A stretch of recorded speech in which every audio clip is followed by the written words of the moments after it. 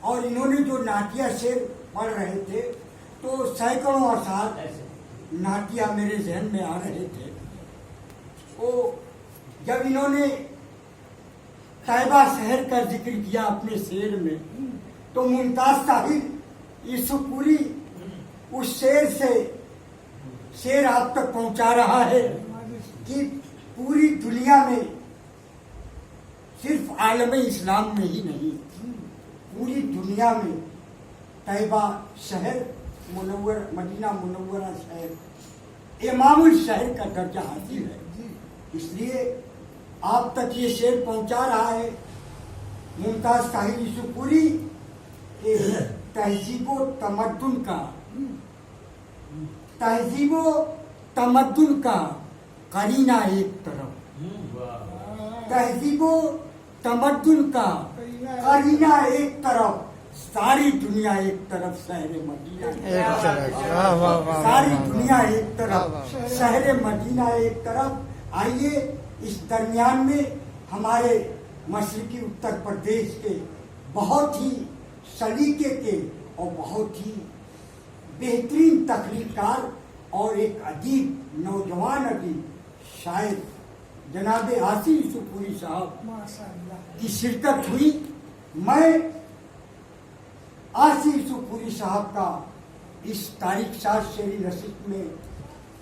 استقبال کرتا ہوں خیر مقدم کرتا ہوں اور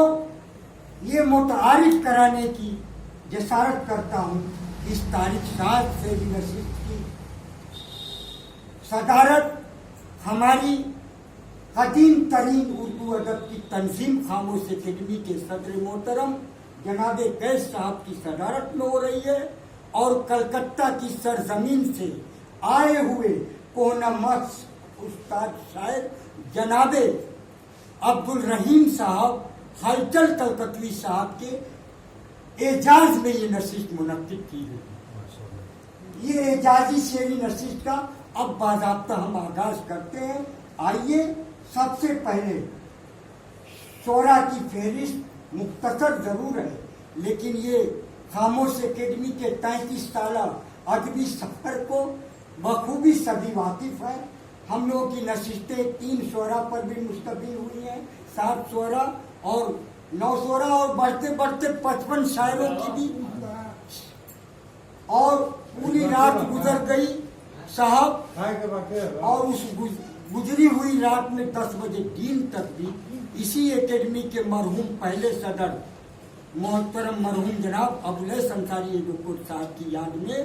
جب نشست 95 میں ہوئی تھی آل پوروانچل مشاعرہ کبھی سمیلن تو اتنے شاعر آ گئے اس اکیڈمی کے نام پر کہ میری ہی نظامت کی. انہوں نے 56 فہرست میں شعراء کی جماعت کی. صبح ہو گئی فجر کی اذان ہو گئی طے ہو گیا سامعین کے سامنے کہ ناشتہ کر لو تھوڑی بریک کر لو پھر دوبارہ بھی نشست طلوع آفتاب کے بعد میں 10 بجے یہ وہ اکیڈمی ہے اردو ادب کی خدمت کر رہی ہے. تو آئیے خلوص و اخلاص بسط احترام کرتا ہوں خلوص و اخلاص بسط احترام کرتا ہوں تمام شعرائے سامعین کو سلام کرتا ہوں. آئیے یہیں سے ہم ادبی شعری نشست کے سفر کا آغاز کرتے ہیں اور سب سے پہلے ہم چاہیں گے کہ ہمارے نوجوان شاعر جو شانہ بشانہ اردو ادب کی شمع کی لو کو بڑھانے کا کام انہوں نے کیا ہے. اپنی کم عمری میں آپ نے کئی کتابیں تخلیق کی ہیں اردو ادب میں ایک سرمایہ دیا ہے اور جیسا کہ میں نے قصبے کی اور نواحی دیہی علاقوں کی ضلع کی تاریخ بیان کی انہی تاریخ میں خاموش غازی پوری ظہیر غازی پوری مرحوم عزیز غازی پوری کا یہ مسکن ہے جو لال قلعہ کے شاہی آل انڈیا مشاعرے جو ہندوستان کا مشاعرہ ہوتا ہے ہندوستان حکومت اس مشاعرے کی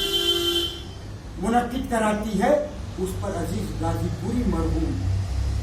کو بھی یہ اکیڈمی بار بار لائی ہے اور وہ آئے ہیں چاہے چھوٹی نشست ہو یا بڑی نشست ہو.